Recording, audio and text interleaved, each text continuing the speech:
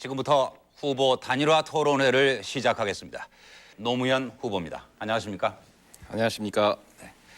그리고 국민통합21의 정몽준 후보입니다. 안녕하십니까? 안녕하십니까? 네. 국민들 앞에서 오늘 공정한 토론을 하겠다는 뜻에서 서로 인사 나누시고 시작을 하시죠. 안녕하세요. 네, 안녕하세요. 오늘 바쁘셨죠? 네. 오늘 잘하셔서 표 많이 받으십시오. 네, 고맙습니다. 예. 최선을 다하는 토론회가 되시길 바랍니다. 오늘 토론 진행 방식을 잠시 설명해 드리겠습니다. 먼저 후보자의 모두 발언이 각 2분씩 진행됩니다. 이어서 정책 토론은 오늘 5개 분야로 나눠서 진행하겠습니다. 먼저 후보 단일화 문제, 그리고 이어서 정치 분야, 경제 분야, 외교 안보와 남북관계 분야, 그리고 사회 문화 분야의 순으로 진행하겠습니다. 각 분야별 후보자의 질문 기회는 2차례씩이며 답변에 대해서 추가 질문이 가능합니다. 시간은 질문은 1분, 그리고 답변은 1분 30초. 그 답변에 대해서 재질문 기회가 있습니다. 역시 재질문 1분, 재답변은 1분으로 각각 제한하겠습니다. 질문과 답변은 후보 간 교대로 진행되며 각 질문의 답변 그리고 추가 질문 답변이 모두 4분 30초씩입니다. 분야별 진행 시간은 따라서 각 18분으로 예정돼 있습니다. 그러면 먼저 정책 토론 분야를 시작하기에 앞서서 후보자의 모두 발언을 듣도록 하겠습니다. 먼저 국민통합 21의 정몽준 후보의 모두 발언 2분입니다. 존경하는 국민 여러분, 안녕하십니까?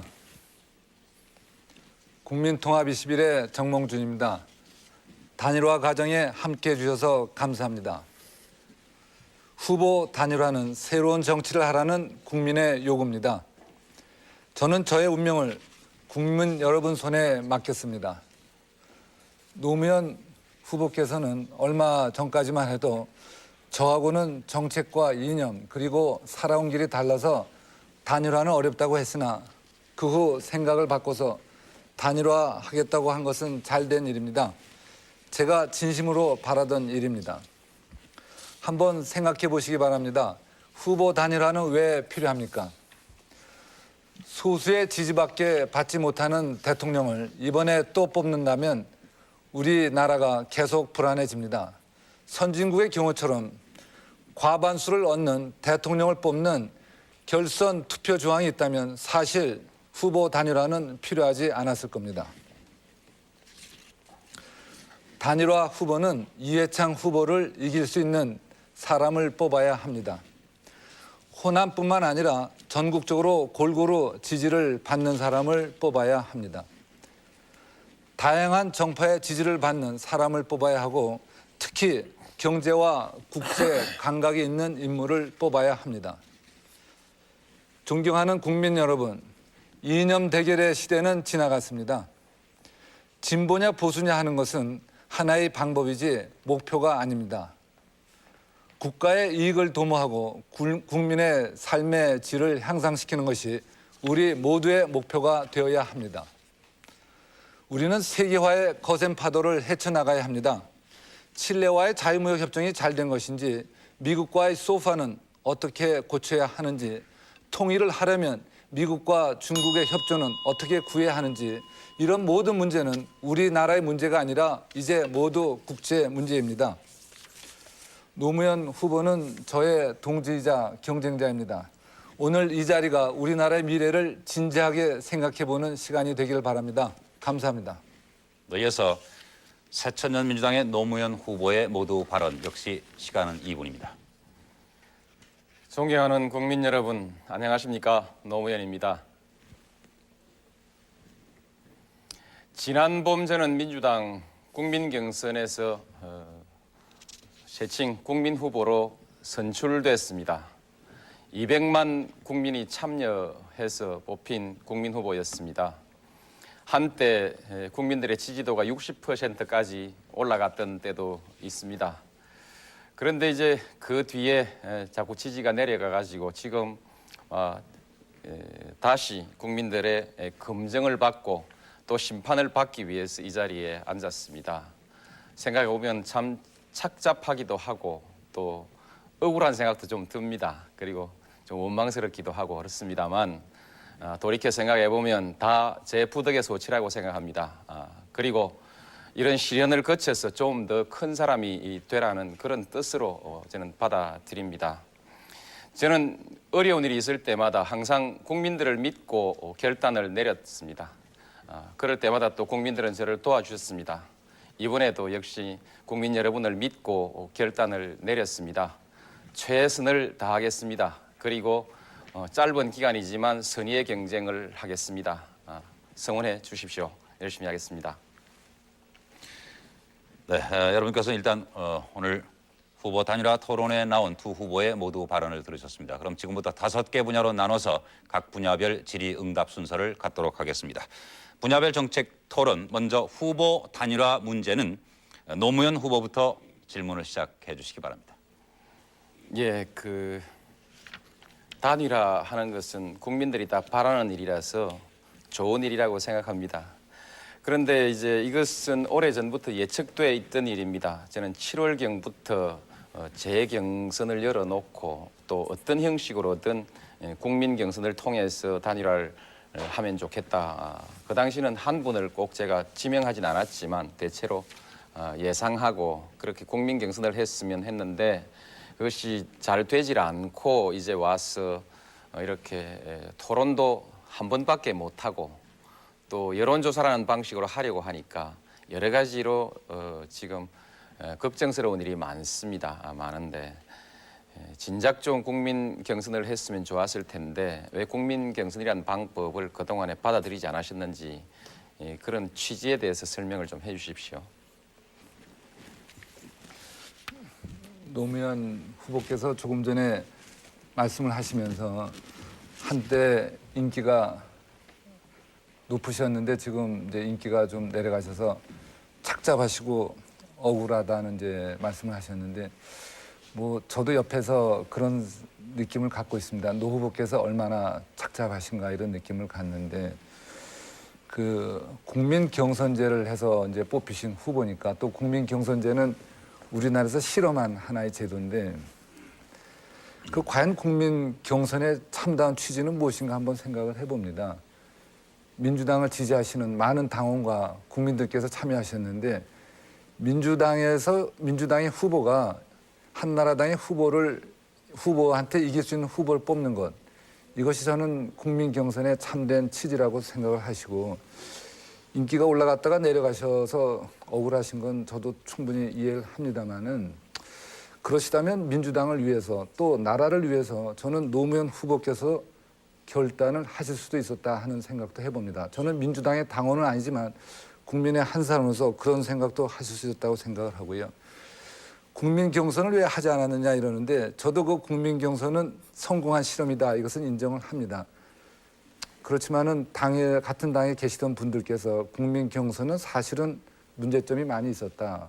그리고 뭐 많은 사람들이 뭐 동원됐었다 이런 얘기도 하는데요. 사실 그래서 저희는 그것보다는 이제 당원들에 의해서 뽑는 걸 이제 바랬는데, 근데 노 후보께서 국민 경선을 하자고 해서 국민 경선의 취지에 가까운 것이 여론조사라고 많은 분들이 또 노 후보께서 말씀을 하기 때문에 제가 그것을 했습니다. 시간상 초과하셨기 때문에 재질문 기회를 드리겠습니다. 국민 경선에서 동원이 있었다 이런 얘기를 진짜 믿고 계시는지 참 좀 의문스럽습니다만 그 문제는 접어두기로 하고요. 여론조사 방법을 제가 수용한 것은 사실은 우리 정 후보의 요구를 다 수용한 것이거든요.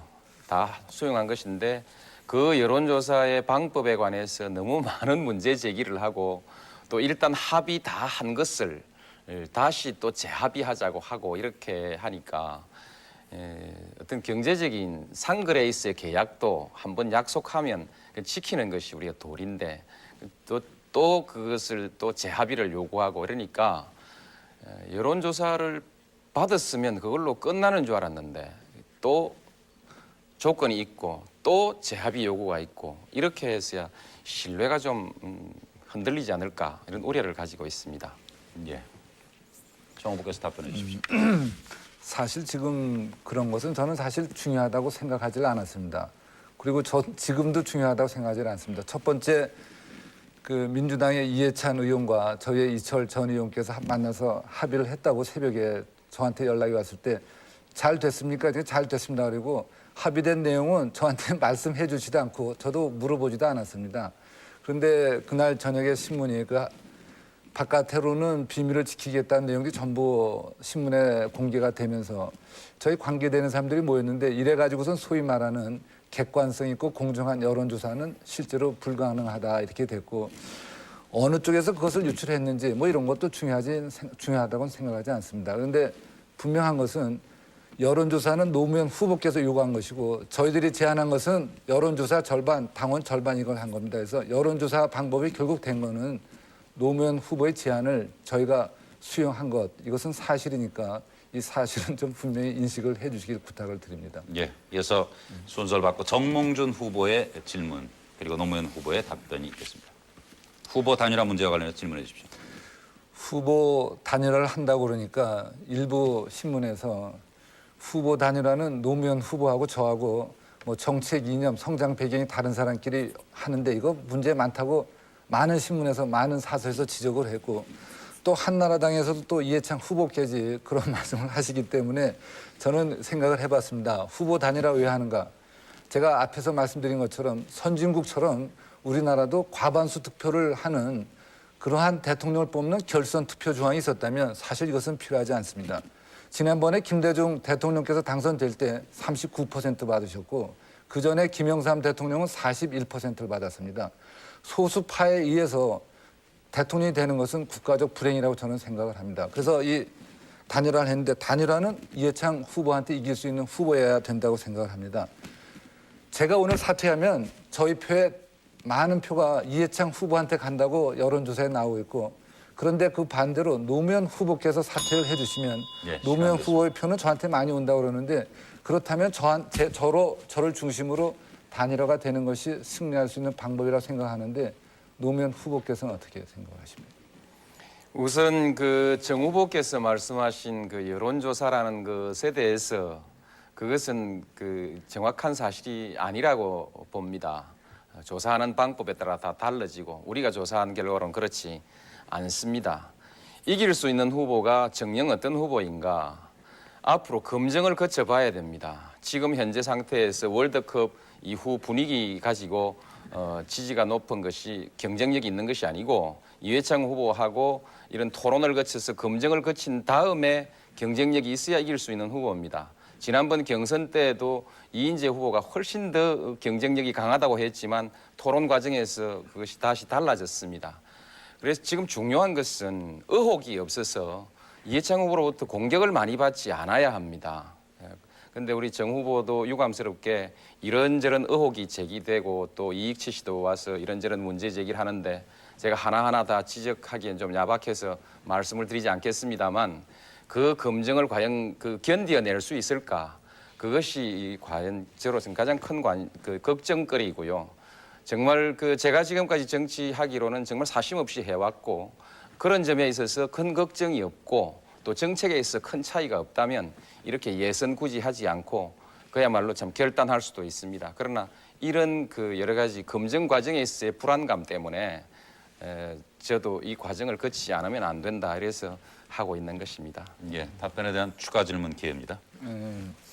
노 후보께서 지금 말씀하신 건 좀 앞뒤가 안 맞습니다. 지금 저하고 노무현 후보하고 지금 오늘 토론을 하고 나서 뭐 며칠 있다가 여론조사에서 단일 후보 결정하자고 그랬는데 뭐 여론조사란 게 반드시 다 맞는 것은 아니다 이런 말씀을 하셨는데 가령 여론조사하면 노무현 후보가 사퇴하면 노 후보의 표는 저한테 많이 온다 하는 것이 여론조사거든요. 근데 그것을 그대로 믿을 수는 없다 뭐 이런 말씀이시고요. 그건 좀 앞뒤가 안 맞고 저희 인기가 혹시 월드컵 인기가 아니냐 이런 말씀을 조금 하셨는데 그것은 또 그렇지 않다고 봅니다. 지난 2월 달에 갤럽 여론조사를 보면 그때도 벌써 경제 분야나 국제관계 또 국정 운영에서 제가 가장 많은 기대를 받고 있는 후보로 나타난 적이 있습니다. 지금 노 후보께서는 뭐 이익치라는 사람의 이름을 거론하셨는데요. 이익치라는 사람은 한마디로 불쌍한 사람인데 한나라당이 한나라당이 그런 소위 말하는 의혹이라는 공세를 계속 받을 텐데 제가 후보가 되면 좀 불안하지 않을까 이렇게 생각하시는데 솔직히 말씀드리면 한나라당은 지난 석 달 동안 한 것이 저를 공격한 것밖에 없습니다. 어제 SBS에서 시간 됐어. 어제 토론회가 있었는데 거기에 한나라당의 홍준표 의원이라는 분이 나와서 저만 공격하고 노무현 후보는 하나도 공격을 안 했습니다. 왜 그랬겠습니까? 한나라당이 두려워하는 후보가 누구라는 생각이 안 드세요? 예, 답변 부탁드립니다. 여론조사 문제에 관해서는 다른 여론조사도 많이 있다. 결과가 전부 똑같지 않다는 것을 말씀드린 것이고 여론조사를 믿지 않는다라고 말하진 않았습니다. 실제로 좀 의도 있는 여론조사가 있기는 있습니다만 그러나 뭐 그렇게 보시고요. 그다음에 이제 그 한나라당이 두려워하는 후보가 누구냐 이런 것은 또 우리 쪽에서는 진정으로 한나라당이 두려워하는 후보는 노무현 후보이기 때문에 한나라당이 지금 정몽준 후보에 대한 여러 가지 파일들을 준비해 놓고 쓰지 않고 있다. 우리는 그렇게 판단하고 있거든요.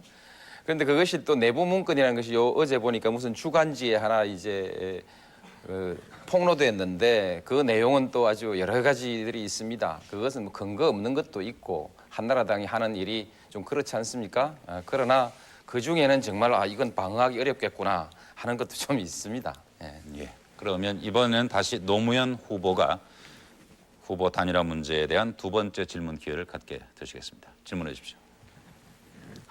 뭐 후보 단일화 문제를 놓고 자꾸 이게 얘기를 공방하기가 참 제가 그렇습니다. 한 가지 제안을 하겠는데요. 이제 단일화 문제는 너무 길게 안 했으면 좋겠고 저희는 단일화가 목적이 아니고 예. 단일화 후보가 승리하는 것이 목적인데요.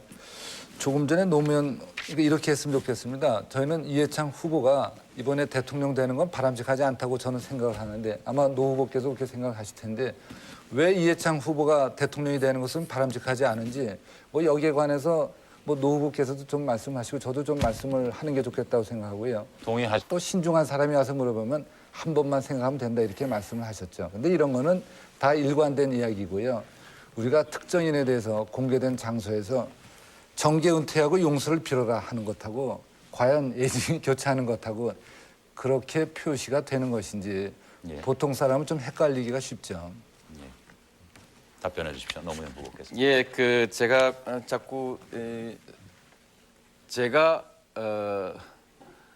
3당 합당 이후엔 삼김청산을 주장하다가 삼김청산 되는 판이 아니라서 다시 김대중 대통령의 그 평민당과 통합하고 그 어디 또 삼김청산 주장하다가 97년 정권 교체를 위해서 다시 힘을 합하고 이렇게 했습니다.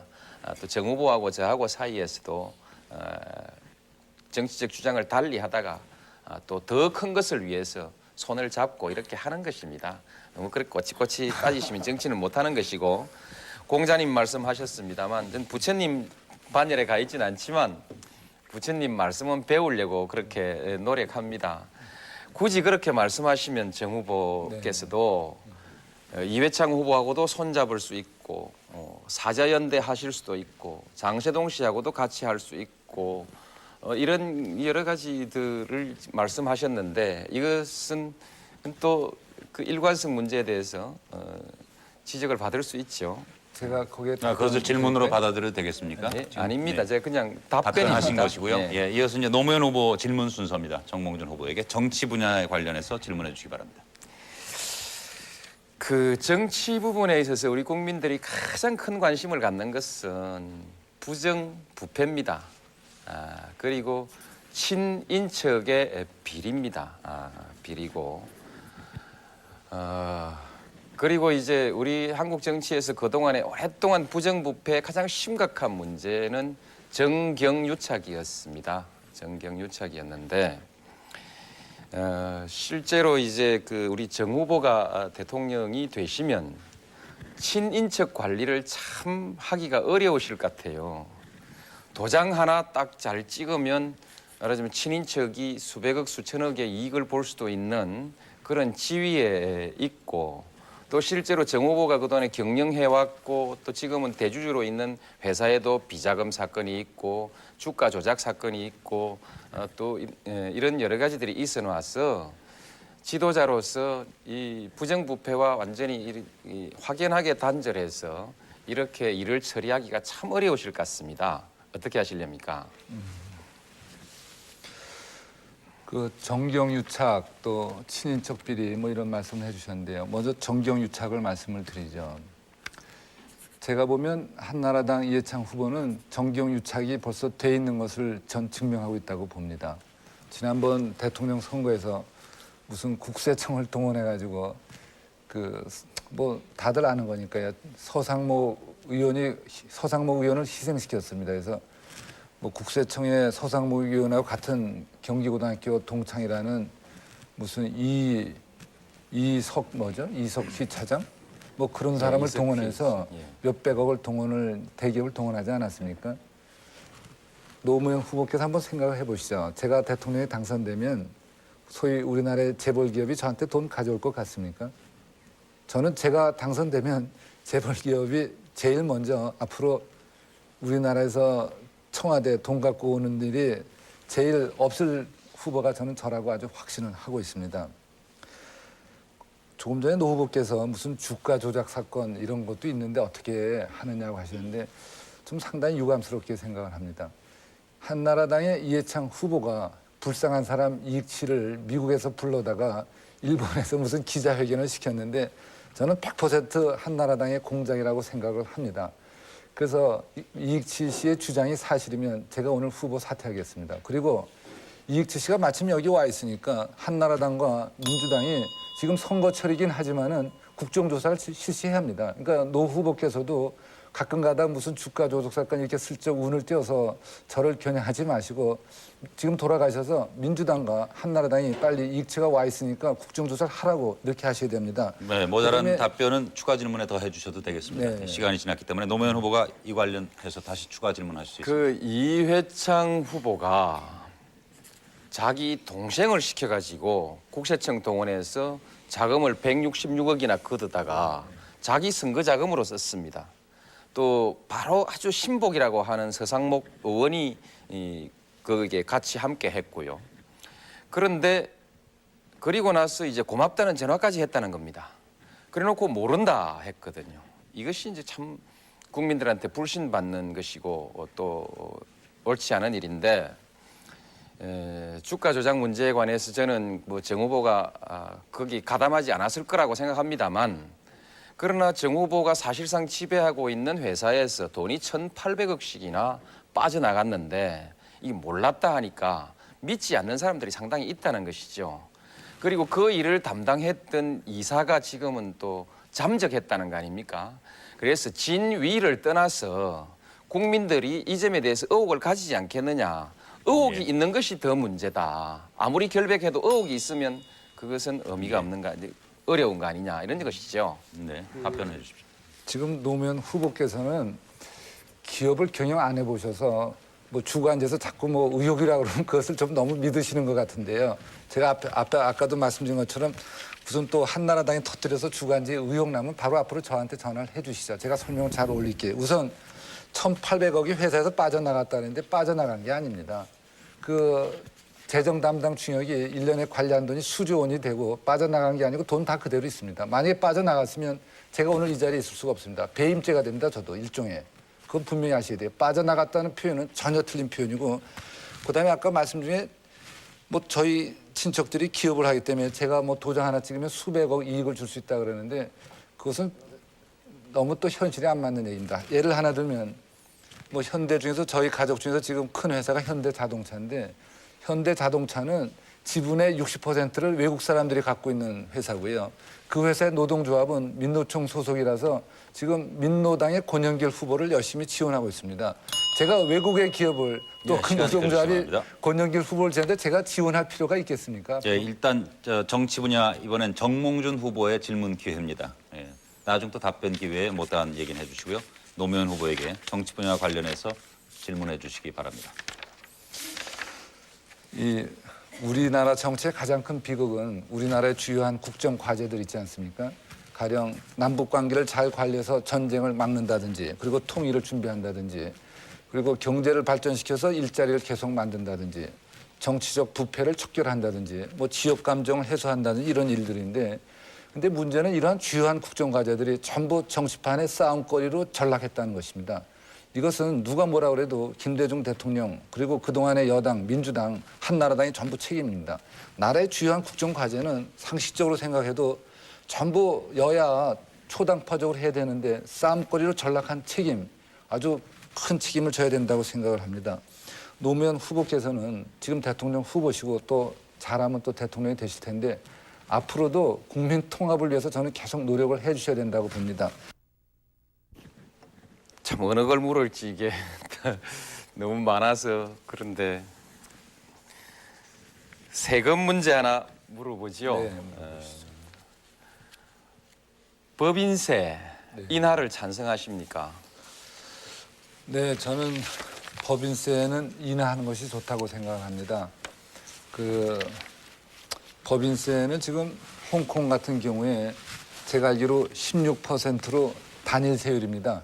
그렇게 함으로써 그 관청의 자의적인 해석을 방지해서 기업들이 관청에 로비하러 다닐 필요가 없습니다. 지금 우리나라는 의도는 다단계 누진적으로 해서 돈 많이 버는 사람 돈 많이 내라. 의도는 좋은데 실제로 어느 세율을 적용하느냐 하는 것에 따라서 기업들이 많이 영향을 받기 때문에 뭐 의도하고 달리 좋지 않습니다.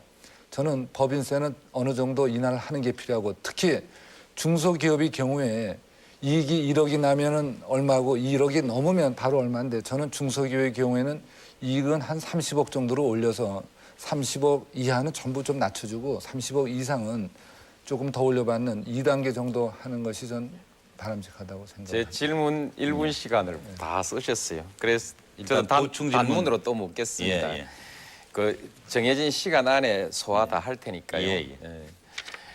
실제로 우리 법인세가 미국이나 일본이나 유럽에 비해서 많이 낮다고 보십니까? 그 제가 경제학을 공부하고 미국서 또 경영대학원도 이제 다녔는데요. 우리가 이제 책에서 보면 예를 들면 스웨덴 같은 데가 법인세가 제일 높습니다. 이제 복지 정책을 하는 나라니까. 근데 다른 네, 말씀을 하시면 제가 답변 시간이 얼마입니까? 전 단답으로 말씀해 주시길 바랐는데. 그럼 얘기할게요. 예. 명목 세율은 높은 나라들이 있지만 그런 나라들은 또 무슨 공제 제도가 더 발달해서 실질 세율은 낮다 하는 연구 결과가 있습니다. 예. 예. 다시 그러니까 한번. 우리나라는 예. 높은 편입니다 한마디로. 예. 전체적으로 시간이 남아 있죠 아직까지. 예, 노 후보 질문. 그래서 지난번에 한나라당이 법인세 2% 인하안을 냈는데 그걸 계산해 보면 전체로 그 1조 5천억 원 세금이 깎입니다. 세수가 줄어드는데 그 중에서 1억 원 이상의 그 과표를 가지고 있는 법인은 13%이죠. 숫자로 13%인데 실제로 그 중에서 1조 2천억 이상을 전부 그 1억 원 이상의 큰 기업이 이익을 보게 법인세를 감면 혜택을 받게 돼 있고 나머지 이 87%의 기업은 불과 한 3천억 정도밖에 그 혜택을 못 받게 돼 있습니다. 결국 법인세 인하라는 것이 말하자면 큰 기업, 돈 많은 사람에게만 혜택을 주는 제도가 현재 우리 한국은 될 수밖에 없습니다. 그래서 부당하다는 것이죠. 예, 보충 질문하신 걸로 알고요. 정몽준 후보 답변 기회 드리겠습니다. 뭐 노 후보님 말씀도 뭐 상당히 일리는 있습니다. 제가 그 일리는 있는데요. 근데 중소기업 하는 분들 만나보면 그 지금 중소기업 그 법인세가 이제 2단계로 돼 있는데 그걸 좀 1단계하고 2단계가 너무 차이가 커서 중간에 좀 하나를 더 만들어 주든지 그 1억 상한을 갖다 좀 올려주든지 뭐 이런 부탁들을 하는데 저는 그분들 주장을 들어주는 게 좋다고 생각합니다. 그래서 법인세는 내리는 게 좋고 그럼 왜 우리는 법인세를 가령 뭐 완전히 폐지하는 사람도 있고 또 단일 세율을 하면서 낮추는 주장을 하냐 하는 건 기본적으로 이것이 이중과세라는 겁니다. 기업이 뭐 열심히 일을 해서 돈을 벌어서 그 돈을 갖다가 기업 자체 투자로 쓰든지 주주에게 배당을 할 때 배당할 때 또 배당세를 다 내죠. 그리고 또 개인들은 또 소득이 되면 또 개인 소득세를 다 내기 때문에 이것이 이중, 삼중 과세이기 때문에 원칙에 어긋난다고 하기 때문에 극단적으로 하는 사람은 좀 아주 없애자, 내리자 이런 주장을 하는 것입니다. 예, 일단 이어서 정몽준 후보가 경제 분야에 관한 질문을 노무현 후보에게 해주시기 바랍니다. 쉬운 거부터 해드릴까요? 좀 어려운 거부터 해드릴까요? 이 경제는 사실 이게 좀 기술적인 문제인데요. 그 노무현 우리 후보께서는 그 앞으로의 대통령이 되시면 뭐 일자리를 많이 창출하시겠다. 뭐 아주 좋은 생각이신데 가령 경제 성장률을 연간 7%가 좋다고 그러셨는데 저하고 이해창 후보는 보니까 둘 다 6%로 했더라고요. 그리고 우리나라의 잠재 성장률은 5.12%다 이렇게 연구소에서 발표를 하는데 6%나 8%가 아닌 꼭 7%가 돼야 한다고 생각하시는 무슨 특별한 이유가 있으신지요? 저는 6%가 좋다고 생각을 합니다. 예. 지금 우리 잠재 성장률이 5.2% 정도라고 하는 것은 대체로 다 잘 알고 있는 일입니다. 그런데 왜 6%냐라고 물으면 역시 이제 설명이 복잡해지는데 저는 7%입니다. 우선 이 잠재 성장률이 우리가 이제 과거에는 높았다가 낮아진 이유가 결국 인력의 부족입니다. 노동력의 공급의 부족 때문에 가장 큰 애로가 걸립니다. 그런데 우리나라의 여성들이 지금 약 48% 정도만 경제활동에 참가하고 있고 이것은 OECD 국가에 비하면 훨씬 낮습니다. 이 여성들이 약 55 내지 60% 정도로 경제활동에 참가하게 됐을 때 50만 명 정도의 일자리가 더 생기게 되고 50만 명 정도가 일자리가 더 생기게 됐을 때 잠재 성장률 0.9% 상승 효과가 생깁니다. 그다음에 이제 우리 한국 사회에 갈등이 많아가지고 갈등 비용이 너무 많습니다. 지역 갈등, 특히 노사 갈등으로 인한 갈등 비용인데 제가 어떻든 노동자들하고 그동안에 노력을 많이 했기 때문에 여러 차례 경험도 있고 하니까 노사 갈등은 제가 잘 풀어낼 수 있을 것이다. 그런 것을 말씀드리고 그다음에 이제 우리 정 후보하고 아주 다른 점이 공정하고 투명하고 자유로운 시장 그런 것을 위해서 저는 재벌 개혁을 주장하고 있는데 이 개혁을 잘하면 또 잠재 성장률이 0.5% 정도 성장할 수 있습니다. 예. 동부가 특수 이렇게 해서 전부 전문가가 계산해 준 예. 수치입니다. 예. 예, 보충해서 질문하시고도 답변해 주시고. 그 경제 성장이라는 거는 뭐 적정 성장률이 좋은 거죠. 그래서 뭐 지나치게 높아도 예를 들면 그 인플레 위험이 있고 또 국제 수지가 나빠지는 뭐 여러 가지가 있습니다. 그래서 사실 우리나라 많은 전문가는 내년 성장률은 6%가 적정 성장률이다 이렇게 얘기를 하고 있습니다.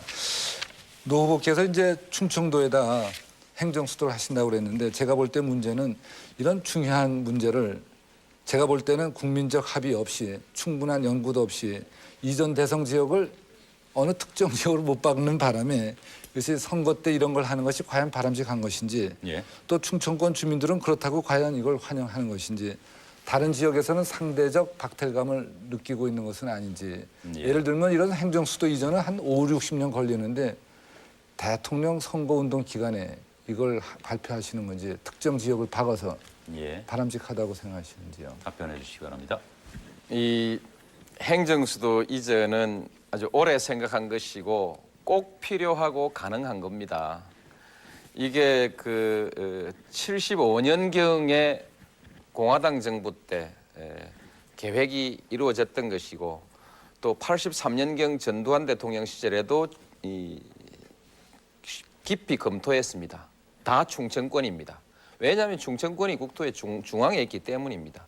왜 옮겨야 하느냐? 수도권 과밀로 인해서 수도권의 생활비 올라가고 매연 환경, 교육, 교통 엄청난 고통을 받고 있고 무엇보다도 땅값이 올라서 서민들이 지금 살 수가 없습니다. 분산시켜줘야 됩니다. 아울러서 지방의 처지에서 보았을 때는 이 지방은 모든 것이 서울로 집중되고 점차 위축돼 가니까 지방 이대로 두면 그야말로 중앙과 지방의 갈등 때문에 못 삽니다. 이 보충 질문이 아니고 별개 질문을 하니까 1분 만에. 근데 어쨌든 예. 모두에게 좋은 것입니다. 할 수 있습니다. 예. 예. 제가 이번엔 예, 노무현 후보의 질문 차례입니다. 예. 경제 분야와 관련해서 질문해 주시기 바랍니다. 예, 아까 그 법인세 말씀하셨는데 어쨌든 그 부분에 관한 한 역시 정몽준 후보는 나하고 좀 다르구나. 전경련의 주장을 그대로 받아들이는구나.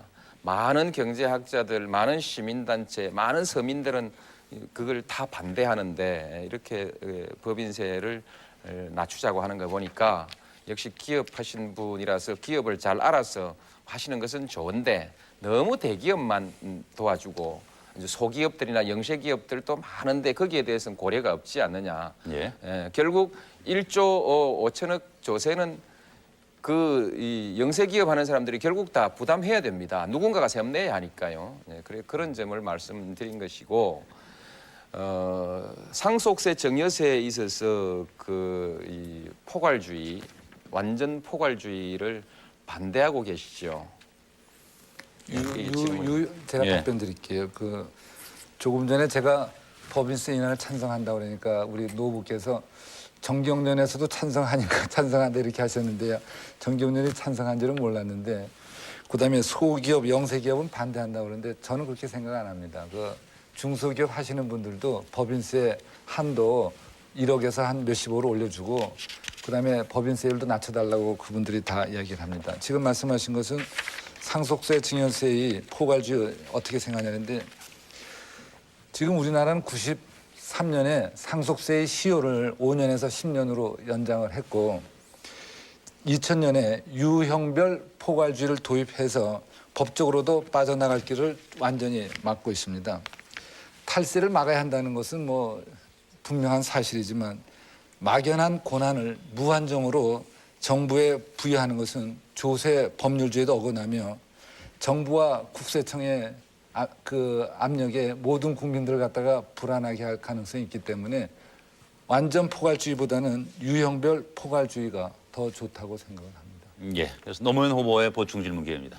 우리 정 후보께서 상속받은 재산이 얼마쯤 되시는지, 그래서 상속세를 얼마나 내셨는지, 옛날에 포괄주의, 유형별 포괄주의도 없던 시절에 바로 그 포괄주의가 아니었기 때문에 정 후보께서도 세금을 부과받았다가 소송해가지고 이기시기도 하고 그렇게 했지 않습니까?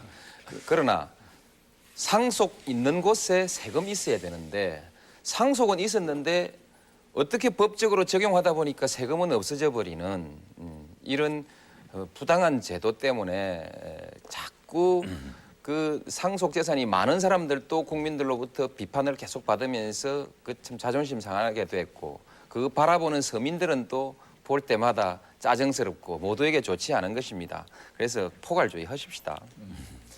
예, 질문을 하고 정 후보 답변해 주십시오. 우리 노무현 후보께서 이제 법을 공부하셨으니까 법에 대해서는 잘 아는데 법을 공부하신 분의 제가 볼 때 문제는 가령 경제 문제를 경제를 갖다 이렇게 무슨 관리하는 대상으로 가끔 생각하는 것 같아요.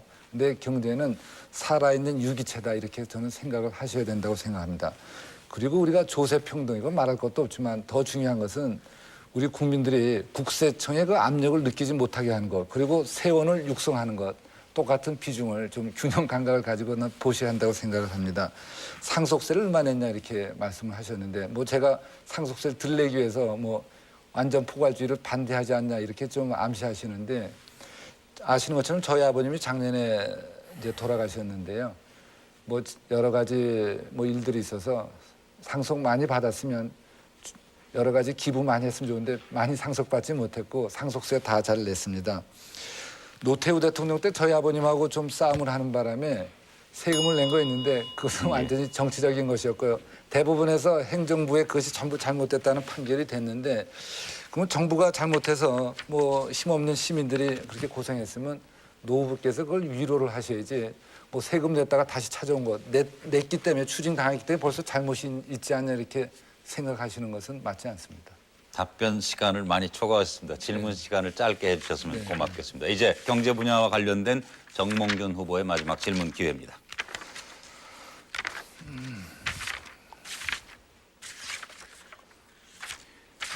경제 분야 질문 답변이 끝나고 나면 네 번째로 외교, 안보, 남북 관계, 이어서 사회 문화 분야에 관한 질의응답이 이어지겠습니다. 이제 경제 분야 관련해서 질문 하십시오. 행정수도 건설에 관해서 제가 좀 더 말씀을 드릴 텐데요. 오랫동안 연구하신 거다 그렇게 말씀을 하셨고 전두환 대통령 때도 연구를 했다 그랬는데 솔직히 말씀드리면 우리 노 후보께서는 전두환 대통령을 별로 존경하지 않을 텐데 또 전두환 대통령이 연구하신 거는 그대로 계승하신다니까 그건 좋다고 생각을 합니다. 저도 개인적으로 대전에 가서 대전에 이제 대덕 연구지가 있으니까 정보통신부나 과학기술부는 그리로 옮기는 것이 저는 필요하다 이렇게 생각을 했습니다. 한마디로 해서 행정수도 이전은 브라질이나 호주의 경우를 보더라도 70년이 걸리는 사업이었습니다. 노후부께서는 우리나라가 70년 동안 앞으로 통일이 된다는 가능성 혹시 생각을 안 해보셨는지 통일이 되더라도 대전이 꼭 좋다고 생각을 하시는지 예. 70년이 걸리는데 재원은 얼마가 들다고 생각하시는지 좀 말씀을 해주시기 바랍니다. 브라질과 호주는 크게 성공적인 경우는 아니고요. 그다음에 이제 워싱턴과 오타와 같은 곳은 그 성공적인 경우지요. 경우이고 70년 걸린다고 하는데 그것은 브라질에서 브라질리아를 만들 때 그때가 1959년, 60년 이때입니다. 브라질리아를 건설할 때는 밀림 속으로 수백 킬로를 들어가 가지고 완전히 황량한 도시를 새로 일구었습니다. 지금 충청도에는 고속 전철도 있고 각종 고속도로가 거미줄처럼 다 얽혀 있고 공항까지도 지금 준비 다 되어 있기 때문에 터 한 600만 평 닦아 가지고 그 위에 그냥 집 옮겨 지으면 됩니다. 분당 일산 지을 때 뭐 수십조 정부가 돈 들인 거 아닙니다. 기반 시설 처음에 할 때 약 3조 정도 투자를 하고 나면 그 뒤에 그것은 분양하면서 다시 다 회수되는 것이고 공공용지는 그렇게 해서 남습니다. 남고 우리 정부 청사가 한 18만 평 정도 되는데 평당 건축비를 700만 원 잡더라도 1조 3천억 원 정도이면은 충분히 다 건설할 수 있습니다. 서울에 있는 청사들, 땅들 다 팔고 청와대는 우리 시민들에게 돌려주고 좋은 공원이지 않습니까? 시민공원으로 돌려주고 그 청와대 국회 다 옮겨가서 그렇게 새로운 시대를 만들 수 있습니다. 예, 정몽준 후보의 보충 질문 차례입니다. 그래도 이제 우리나라는 이제 문제가 이 정치와 행정이 분리되지 않고 정치가 행정뿐만 아니라 경제, 사회, 문화 모든 분야를 이제 지배하는 게 문제입니다. 그래서 가령 노 후보께서는 뭐 지금 말씀 들어보니까 뭐 여러 가지 좋은 생각을 많이 하시는 것 같은데 청와대가 옮기면은 행정부가 옮기는 게 아니고요. 대한민국의 행정, 경제, 문화, 사회가 다 따라갑니다. 그리고 우리가 앞으로 장기적으로 좀 봐야 되는데 이런 것은 물론 우리가 고속도로가 돼 있는 건 사실이지만 행정 수도를 옮긴다는 것이 우리 정말 장기적으로 우리나라에 한 50년, 100년을 내다보고 해야 되는데 남북 관계 변화, 통일의 가능성 여기에 관해서 어떻게 생각하시는지? 예, 제가 아까 남북 관계 문제를 대답해서 빠뜨린 것 같습니다. 보충 질문 받을 만한 것 같습니다. 남북 관계가 잘 풀리면 남북 연합이 먼저 구성될 겁니다. 남북 연합은 그 관계는 이따가 예, 남북 제가 관계 답변을 하실 때 드리죠. 예, 하시죠. 조금 말씀해 남북 연합이 주시고요. 만들어지면 각기 그건 국가 연합이기 때문에 각기 정부는 다 따로 있습니다. 평양에 있고 충청도에 하나 있고 남북 연합 사무국만 개성이나 판문점 근방에다 세워서 거기서 조그마한 규모의 것이 운영되고 완전 통일이 되려면은 앞으로 얼마나 더 세월을 많이 보내야 될지 모르기 때문에 그 통일 문제를 우리 그 남북 연합제로 생각하는 한 그거하고는 전혀 틀리지 않습니다. 오히려 이것은 안전성도 높아지고 필요하죠. 예, 지금 뭐 경제 분야 얘기하시면서 자연스럽게 남북 관계에 대한 언급들이 잠깐 있으셨습니다만은 참으로 우리 한국의 미래에 중요한 문제지요. 오늘 정책 토론 네 번째가 바로 이 남북 관계를 포함한 외교 안보 분야에 관해서 두 후보의 정책을 제시함으로써 국민들이 정확히 판단할 수 있는 기회가 되길 바라면서 이 분야 질문은 정몽준 후보로부터 시작하겠습니다.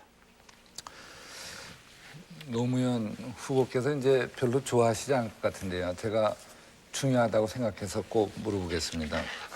노 후보께서는 지난 관훈 토론에서 우리나라의 건국 정부에 대하여 북한과 남한 모두 분열 세력이다 이렇게 말씀하셨습니다. 처음에는 남한의 건국 정부를 비판하는 것 같았지만 남북한을 다 싸잡아서 격화시켰다고 저는 생각을 하고 있습니다. 당시 우리나라의 분단은 국제 정사의 영향을 받아서 이제 분단이 됐습니다. 사실 우리는 2차 대전 책임도 없는데 억울하게 이제 당한 것이죠. 그렇다면 그 당시 남한의 건국 정부는 이승만 대통령에 의해서 세워졌는데 다른 현실적인 대안이 있다고 생각을 하시는 건지 김구 선생님이 이끄시던 한국 독립당 뭐 이런 당이 있었지만 과연 한국 독립당이 우리 건국의 주역이 될 때까지는 어떠한 장애물이 있었다고 생각을 하시는지 그 당시에 우리나라의 통일정부 수립을 위해서 유엔에서 선거감시단을 보냈는데 북한에서 입국을 막았기 때문에 우리만 이제 정부를 세웠습니다. 질문 마무리해 여기에 주시기 관해서 바랍니다. 네. 말씀을 좀 해주시고. 네. 그 남북 간을 분열 세력, 분열 정권이다. 남북한 모두 예, 분열 정권이다. 이 평가가 남한 정부를 합법 정부로 인정하지 않는 것하고는 별개 문제입니다. 남한 정부가 합법 정부라도 분열 세력일 수 있습니다. 김영삼 정권도 합법적인 정부입니다. 합법적인 정권이지만 그것은 역시 분열 정권입니다. 김대중 정권도 합법적인 정권이지만 결국 절반의 지지밖에 받지 못한 분열 정권입니다.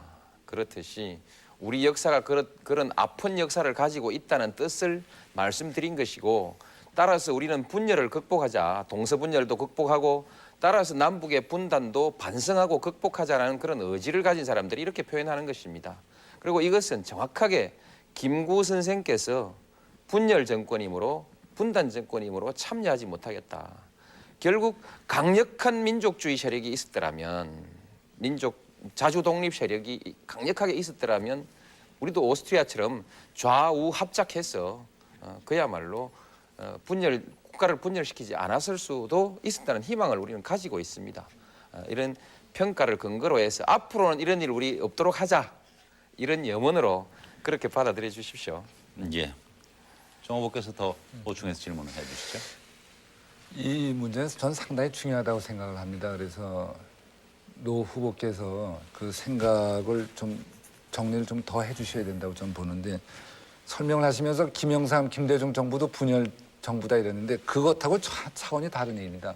김영삼, 김대중 정부는 표현하자면 일부 지역에 의존한 소수파 정권이다. 이것은 말할 수 있지만 분열 세력에 의한 정부다 하고는 차원이 다르다고 저는 봅니다.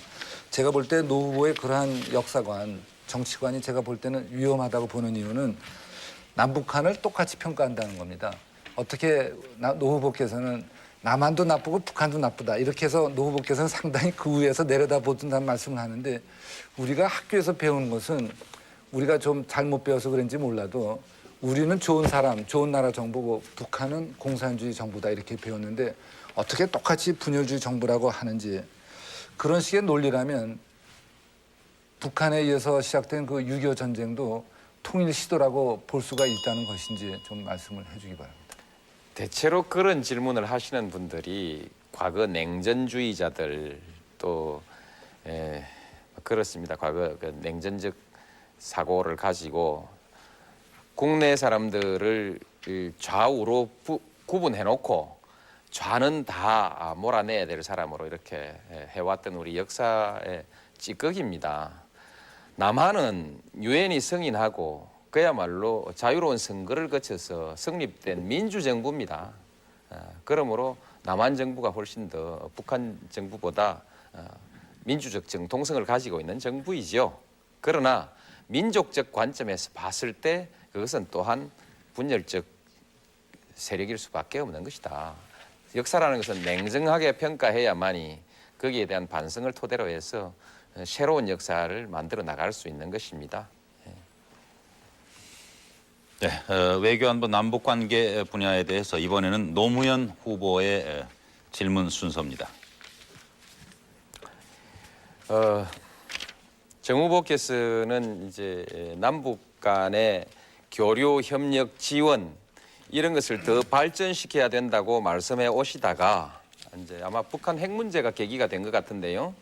핵 문제가 계기가 되면서 지원도 끊어야 한다, 중단해야 된다, 이렇게 지원도 끊어야 된다, 중단해야 된다, 이렇게 이제 하시고 했는데, 지금 지원을 중단해 버렸을 때 그때 결국 북핵 문제는 북한과 미국 간의 관계로만 이렇게 맡겨지고 남한이 이 주도적인 역할을 하기가 어렵게 됐을 때 긴장이 더욱더 높아지고 더 위험해지는 거 아닙니까? 위험해지고 그렇게 했을 때 자칫 전쟁에 관한 얘기들이, 전쟁 가능성에 대한 얘기들이 계속 거론될 수 있는데, 그렇게 됐을 때 여러 가지 경제적인 침체도 올 수 있고 이런 것이 있는데, 이 점에 관해서 어떤 생각으로 그렇게 말씀하셨는지 한번 설명을 좀 해주시죠.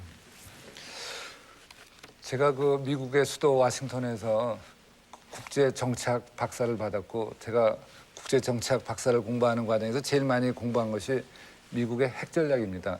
그래서 저는 핵 문제에 관해서는 또 제가 국회 국방위원회 외무위원회에 있으면서 뭐 국내 어떤 분보다도 제가 많이 공부한 사람 중에 하나라 이런 생각은 하고 있습니다. 먼저 핵무기 문제는 이게 군사 무기가 아니고 정치 무기라는 인식을 저희들이 해야지 되고요. 북한이 이번에 제네바 합의를 어겨가면서 핵 개발 프로그램을 비밀리에 진행했다는 것은 국제사회에서 북한의 신뢰를 깨뜨리는 일입니다. 그래서 북한이 그 사태의 심각성을 알 수 있도록 저희들이 도와줘야 하는 것이 우리들의 책임이라고 생각을 합니다. 제가 이렇게 얘기를 했습니다. 현금 지원은 중단하는 것이 마땅하고 인도적 지원과 예를 들면 도로나 철도를 연결하는 비현금 지원 이건 계속 해지된다고 생각하고요. 미국이 돈을 내는 그 중유도 지금 12월 달까지는 난방용이고 겨울이기 때문에 계속하는 것이 저는 바람직하다 이렇게 이야기를 했습니다. 서울대학교 외교학과의 전인영 교수라고 계시는데요. 그분이 노 후보와 저의 그 대북 정책을 비교하면서 이렇게 이야기를 했습니다. 이건 그분이 직접 하신 겁니다. 저희 대북 정책이 가장 합리적이다. 그런데 저희 대북 정책은 신축적이고 유연하기 때문에 모르는 사람이 보면 왔다 갔다 한다 이렇게 오해할 수는 있다. 이렇게 평가를 해주셨습니다. 예.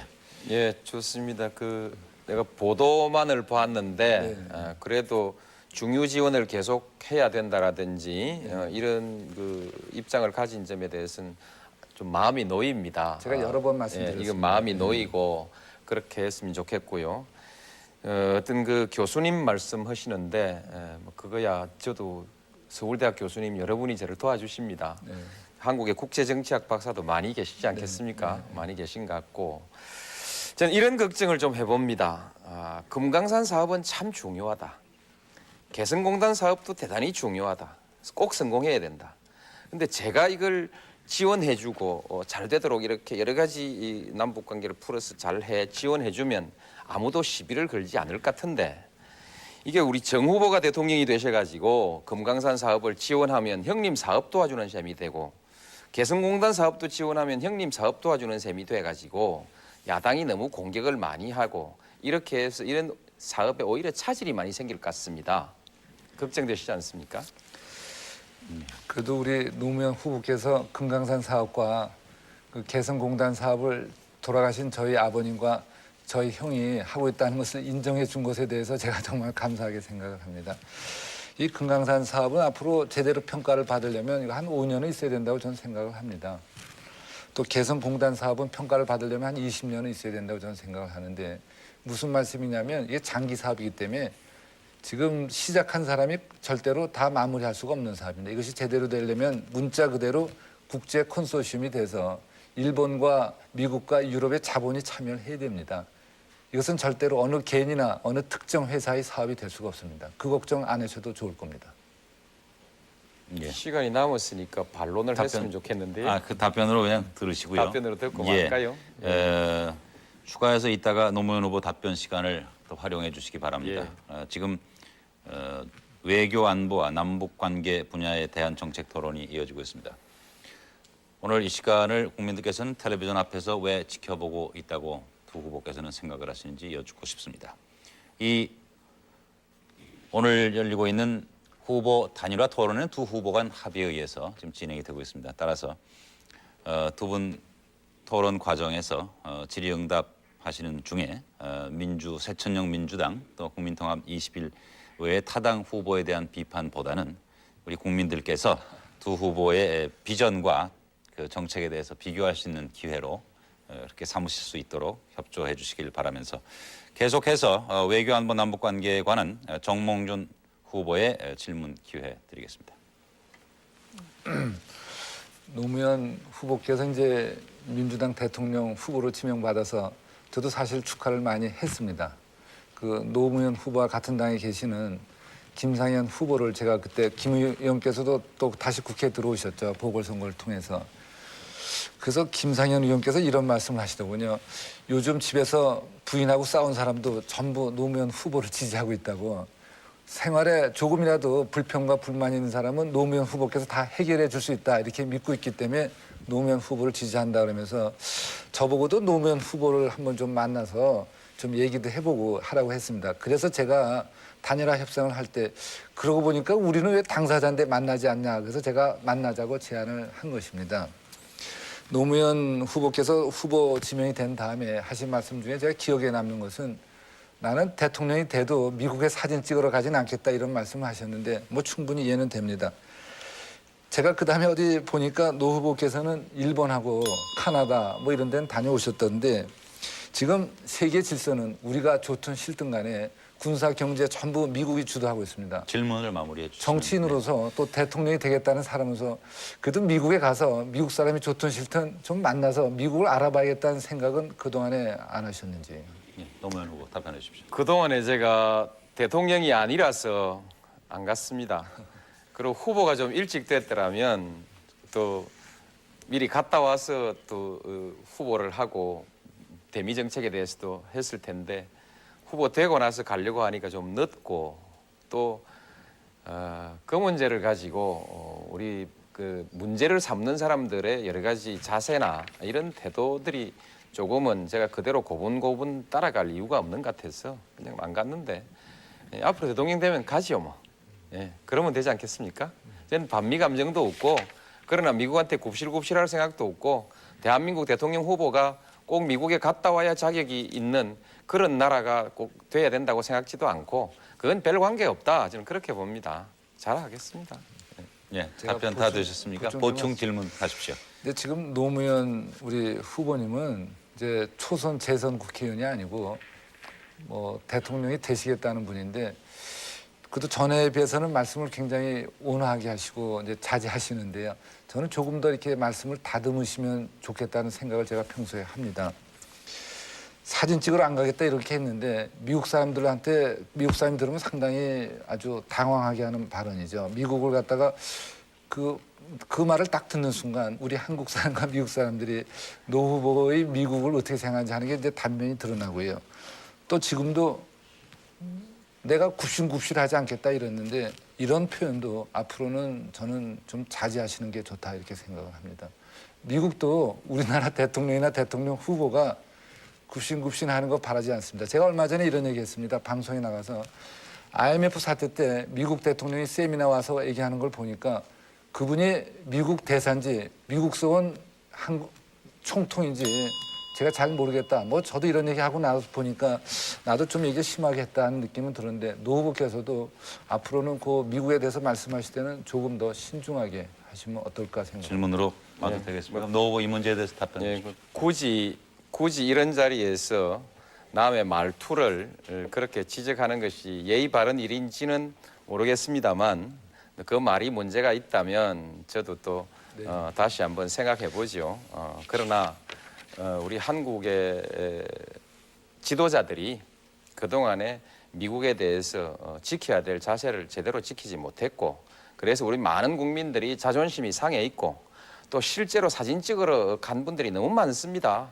러시아 가가지고 사진 찍어 와가지고 과시한 분도 있고 미국 가가지고 사진 한 장 찍어 와서 과시한 분들도 있고 미국 가서 미국 대통령보다 더 강경한 발언을 통해서 그 우리 이렇게 미국하고 말하자면 친하다는 것을 과시하기도 하고 이런 일이 있어서 저도 이제 좀 마음에 섭섭함이 있어서 아마 그런 말을 한 모양인데 오늘 공개된 방송에서 제가 굽실굽실이 좀 어떤지 모르겠습니다만 그게 존재했던 사실이라는 점만은 인정하십시오. 네. 예. 이어서 제가 지금 이제 간략하게 하나 노무현 후보의 질문에 대해서 답변하시면서 미처 못한 얘기가 있으면 또 말씀하실 기회를 드리도록 하겠습니다. 일단 노무현 후보 이 다음에 제 질문. 시간을 좀 빼주시고요. 예. 조금 전에 우리 노 후보께서 러시아에 가서 사진 찍고 온 사람은 있다는데 그 사람 누굽니까? 일단 노무현 후보의 질문 순서로 가도록 하지요. 예. 그리고 외교 정몽 안보 후보. 외교 안보 남북 관계와 관련해서는 노 후보의 마지막 질문 기회입니다. 제가 두 가지 다 한 줄 알았더니 아직 남아 있는 모양입니다. 예, 보충 질문을 그렇게 생각하신 것 같습니다. 크게 보면은 두 가지 예. 질문이고요. 답변에 대해서 미진한 부분에 대한 보충 질문 하신 거고요. 예.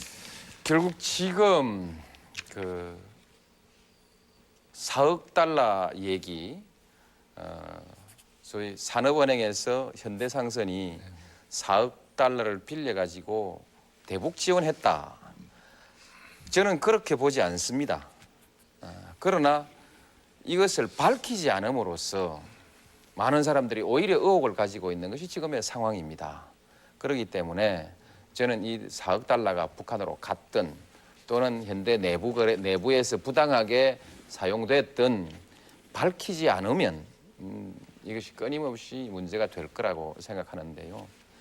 이 문제에 관해서 대통령 되시면 철저하게 밝힐 의향을 가지고 계십니까? 사실 보통 우리 상식으로 생각하면 참 이게 법대로 하자면 원칙대로 하자면 형제간한테 너무 야박하고 또 그런 게 있을 것 같아요.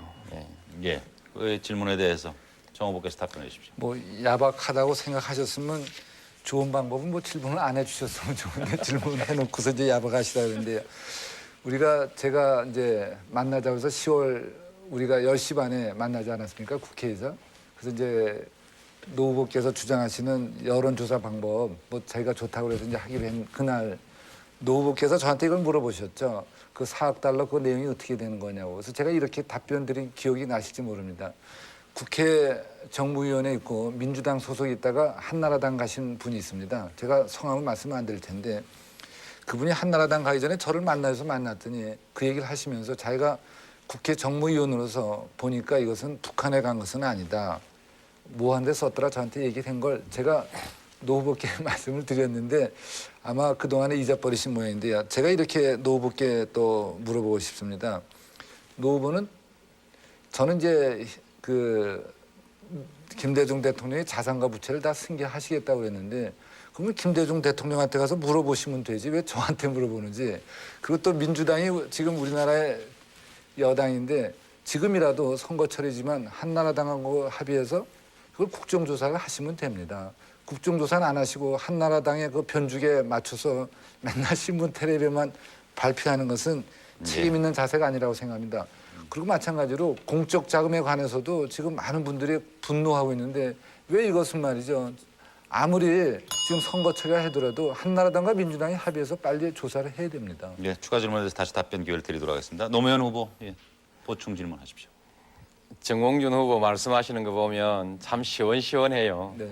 참 그리고 마음 편하신 분이라는 생각이 드는데 공적 자금은 또 이게 현대가 많이 받았거든요. 여튼 그렇습니다. 조사를 철저히 하면 다 이 집안 일입니다.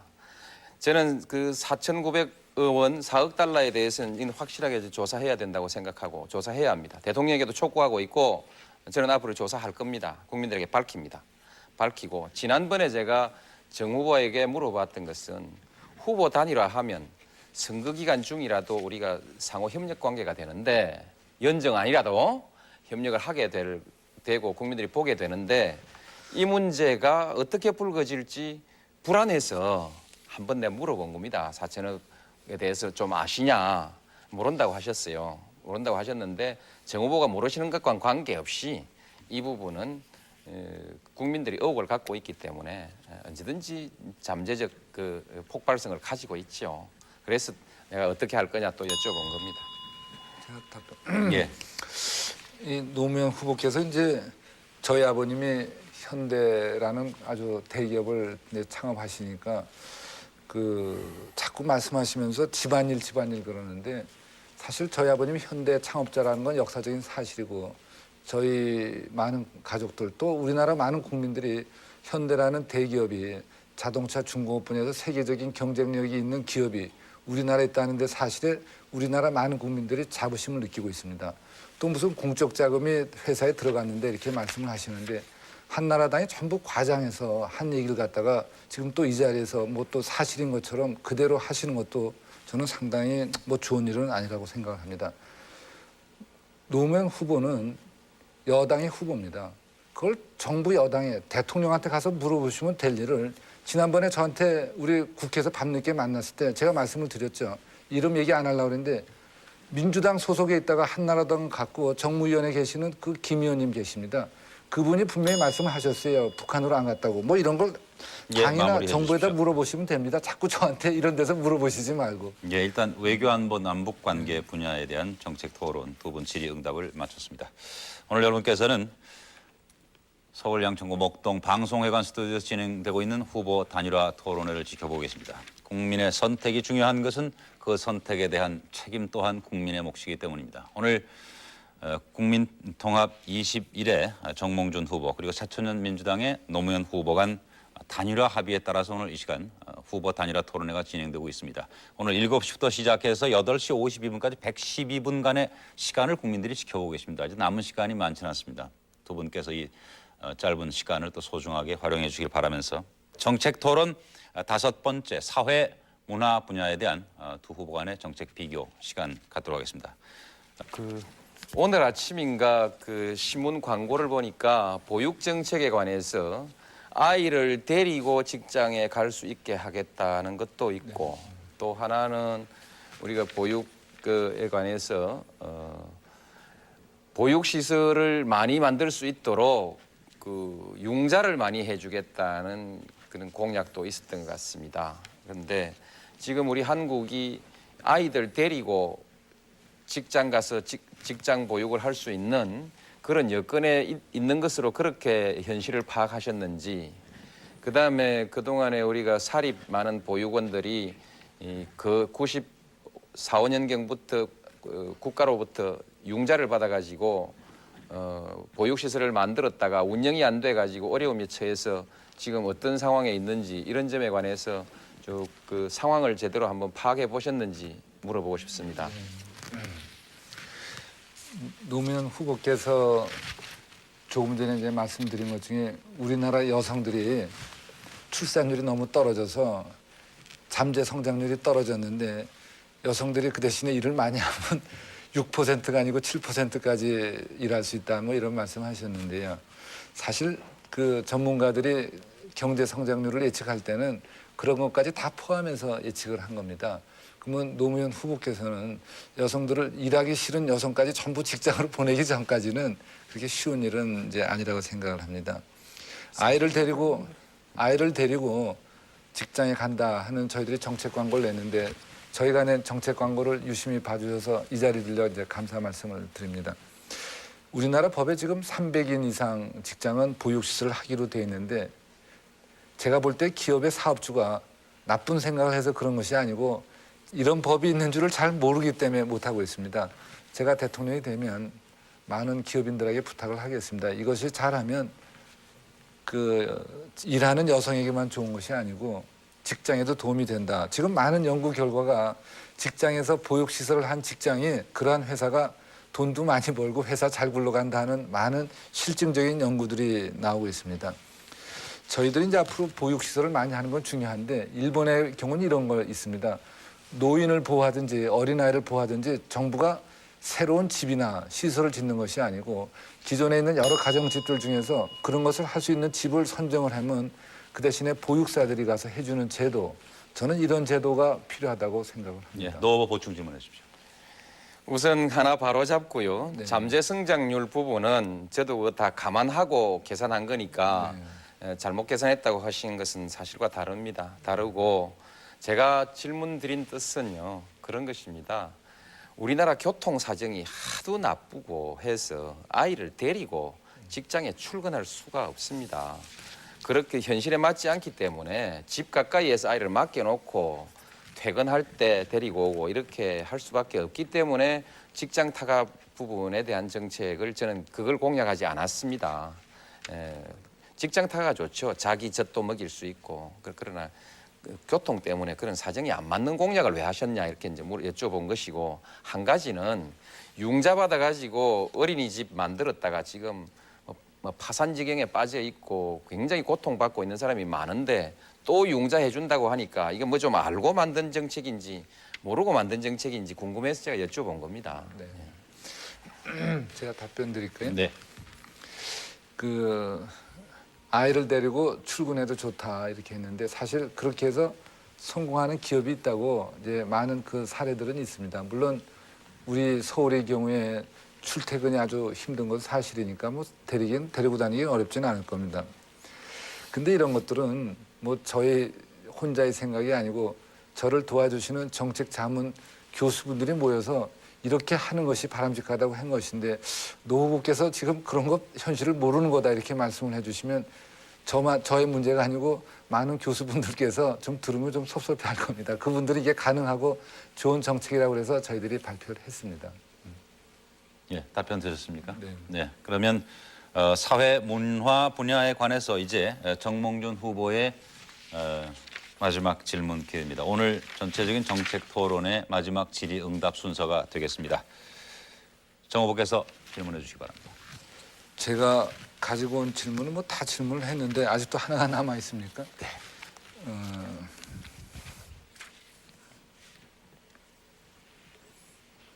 오늘 저희가 5개 분야 후보 단일화 문제로 시작해서 정치 분야 그리고 경제 분야 또 외교 안보 남북 관계 그리고 사회 문화 분야까지 후보자 간 질의응답을 지금 진행해 드리고 있습니다. 정 후보께서 사회 문화 분야와 관련해서 질문 있으시면 해주십시오. 사회 문화 분야는 제가 질문한 건 다 제가 대충 질문을 드렸는데 예. 괜찮으시면 혹시 제가 정치 분야 쪽 질문하면 안 되겠습니까? 그럼 이 자리에서 노무현 후보께서 동의하시면 예, 그동안 동의하겠습니다. 못하신 예, 질문을 정 좋습니다. 후보께서 하시고 예. 답변해 주시고 예. 그러면 그와 같이 노무현 후보께서도 분야에 상관없이 질문하실 기회를 드리고 정몽준 후보께서 답변하시는 것으로 해도 되겠습니까? 네. 예. 그럼 일단 정몽준 후보부터 질문해 주시기 바랍니다. 저하고 노무현 우리 후보님하고 이번에 단일화에 성공하는 것은 아주 중요하다고 생각합니다. 지난 87년에 김영삼 후보와 김대중 후보께서 단일화에 실패하지 못하신 것은 그분들이 이제 단일화하고 만났을 때 그 중에 한 분께서 내가 후보를 사퇴하면 나는 뭐 맞아 죽는다 뭐 이런 말씀을 하셨다는 그런 이제 일화도 있는데 우리 정치인은 정치를 하기 위해서는 도와주는 사람이 있어야 되는 건 분명하지만 또 자기가 어느 정도 이제 독립적으로 해야 되는 건 필요하다고 봅니다.